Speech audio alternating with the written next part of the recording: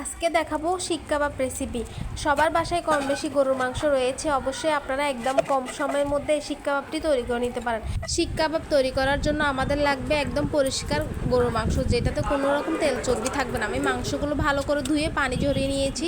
এখন এখানে পরিমাণ মতো আদা বাটা, রসুন বাটা, জিরা বাটা এবং মরিচের গুঁড়া, হলুদের গুঁড়া, ধনিয়ার গুঁড়া, জিরার গুঁড়া, গোলমরিচের গুঁড়া এবং স্বাদ মতো লবণ। এরপরে দিয়ে দিব সরিষার তেল। সরিষার তেলের পরিবর্তে আপনারা চাইলে সয়াবিন তেল ইউজ করতে পারেন অথবা অলিভ অয়েল ইউজ করতে পারেন। এক টুকরো লেবুর রসও দিয়ে দিব। সবগুলো উপকরণ দেওয়া হয়ে গিয়েছে। এখন ভালো করে মাংসের সাথে মশলাগুলো ম্যারিনেট করে নিতে হবে। ম্যারিনেট করার জন্য আমি রেস্টে রেখেছি 10 ঘন্টার মতো। আপনারা যদি সময় কম থাকে তাহলে 3 থেকে 4 ঘন্টা রেখেও আপনারা মাংসটা ফ্রাই করে খেতে পারেন।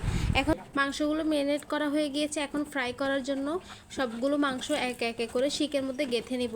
অবশ্যই এখানে ছোট বড় শিকগুলো ইউজ করতে পারেন, যে যে রকমের সাইজ চান না কেন আপনার পছন্দ মতো করতে পারেন। আমি এখানে একটু বড় সাইজের শিকটা নিয়েছি, জাস্ট ওখানে আমি সবগুলো মাংস একে একে করে গেঁথে নিয়েছি। এখন মাংসগুলো আমার প্রস্তুত হয়ে গিয়েছে। প্যানে এখন তেল বসাই দিব। তেলগুলো হালকা গরম হয়ে আসলে সবগুলো মাংস একে একে ফ্রাই প্যানে সেট করে দিব। সেট করা হয়ে গিয়েছে। এখন হালকা ঢাকনা দিয়ে ঢেকে দেব। 5 থেকে 6 মিনিট ঢাকনা দিয়ে ঘুরে রাখলে অটোমেটিক পানি বের হয়ে আসবে। পানিগুলো একদম শুকাই ফেলতে হবে। যখন পানিগুলো শুকাই আসবে আলতো আছে আমাদের মাংসগুলো ফ্রাই করে নিতে হবে। অলমোস্ট পানিগুলো শুকাই আসছে। এখন মাংসগুলো আলতো আছে একটু সময় নিয়ে ফ্রাই করে নিতে হবে। এরপরে আস্তে আস্তে উলট পালট করে ভেজে নিলেই তৈরি হয়ে যাবে শিক কাবাব। আপনারা এই প্রসেসটা বাসায় একবার হলেও ট্রাই করে দেখবেন। কোনো রকম ঝামেলা ছাড়া, কোনো রকম প্যাকেজিং মশলা ছাড়াই আপনারা ইজিলি এই শিক কাবাবটি বাসায় তৈরি করে নিতে পারেন। আমাদের বাসাতে সবাই পছন্দ করেছে। আপনারাও এই ইজি রেসিপিটি বাসায় একবার হলেও ট্রাই করে দেখবেন।